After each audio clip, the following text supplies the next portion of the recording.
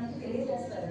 అమ్మా నువ్వు గతంలో చేసావు, నీకు కోరిక కావాలని నువ్వు క్రియేట్ చేసిందే ఇప్పుడు నీ ముందుకు వచ్చింది అని చెప్తారు. అప్పుడు రిలాక్స్ అవుతామా లేదా? అనగా ప్రతిదీ దాని కారణాన్ని చూడడంతో ఏమైపోతామంటే ఒక ప్రశాంతత వస్తుంది మన లోపల.